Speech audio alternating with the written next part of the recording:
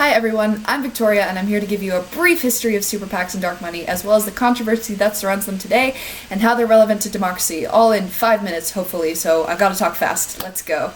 First of all, what is a super PAC and what is dark money? Dark money is relatively simple. It refers to money given to political, non-profit organizations without said non-profits having to disclose who gave them that money. Super PACs are a bit more complicated. To define a super PAC, we first have to define what a PAC is.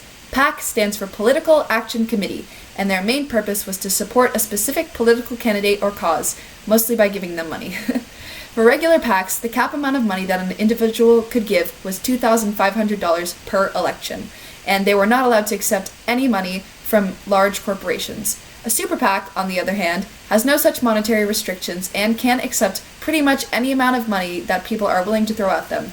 And included in the term people are large corporations who can now give as much money as they so choose to the super PACs.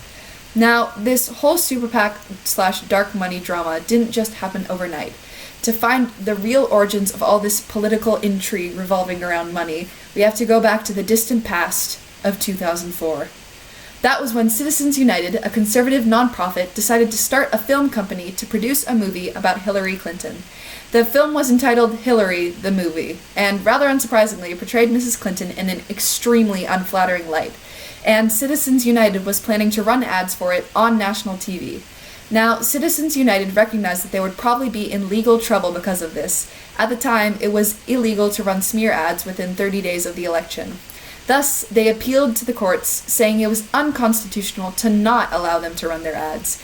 Citizens United and the Federal Election Commission went to court about it, and in 2009 they made it all the way to the Supreme Court. The ruling that came back in a 5-4 decision was that large corporations, Citizens United included, were people, and therefore enjoyed the same rights to free speech that any other person in the United States did. They also stated that a person had the right to give as much money as they wanted to PACs, and as corporations were now considered people, that allowance extended to them as well. Thus, super PACs were brought into being. So, where does dark money come into play? It isn't really involved in super PACs because super PACs spend almost all their money on politics and have to disclose their donors to the FEC. In order for a donor to remain anonymous, the organization they give their money to must spend less than 50% of it on political activities. However, there's still trouble around the fact that with dark money, there is no way of knowing where the money is coming from. There's the connotation that something nefarious could possibly be happening behind the scenes and nobody would know. The reason that super PACs and dark money have been such a hot topic recently is centered around how much money is starting to affect our government and by extension our democracy. A lot of people are in opposition of the Supreme Court's decision. Their mindset is that corporations should not be considered people, especially when that means they get to use their influence to hold sway over politics. It can be seen as unfair that an organization that garners much of its money from the public can use that money to pay for political advertising that the people supporting their business don't necessarily agree with. It doesn't seem unreasonable that people just want a Happy Meal, not a commitment to a political party. In a sense, a company using their money to contribute to a super PAC, which will then contribute to a political party, is taking away democracy by taking away legitimacy from those at the bottom rungs of the political ladder. They have no say in where their money goes unless they do extensive research into what a corporation's political leanings are. Furthermore, there's a possibility that corporations could be contributing dark money to nonprofits, leaving average consumers no idea where their dollar is going and who it might support. Such a system is hardly democratic. Furthermore, there are people who think that money shouldn't carry such weight in the realm of politics at all, because it places higher value in the political arena for those who can afford to pay for representation of their ideas. Again, that cuts out the lower levels, leaving us with a system that's less than democratic.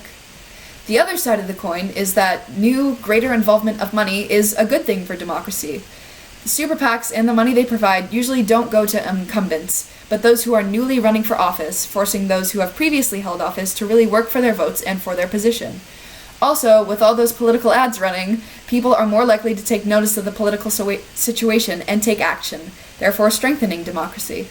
As for large corporations, if they are people, as the Supreme Court upholds them to be, they have the same right as anyone to participate in democracy, and hindering them would be a barrier thereof.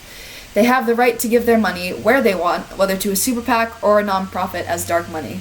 They are merely exercising their constitutional rights to participate in democracy, and the more voices heard, the better, right? In conclusion, super PACs and dark money are still highly controversial subjects that influence democracy today. If there's anything to take away from this video, it is that 1. Super PACs and dark money are a means for people, including corporations, to throw their money into the political ring, and 2. It can be said that they both support and detract from democracy. For now, the ruling by the Supreme Court stands, but you never know. Anyways, thanks for watching, and God bless America.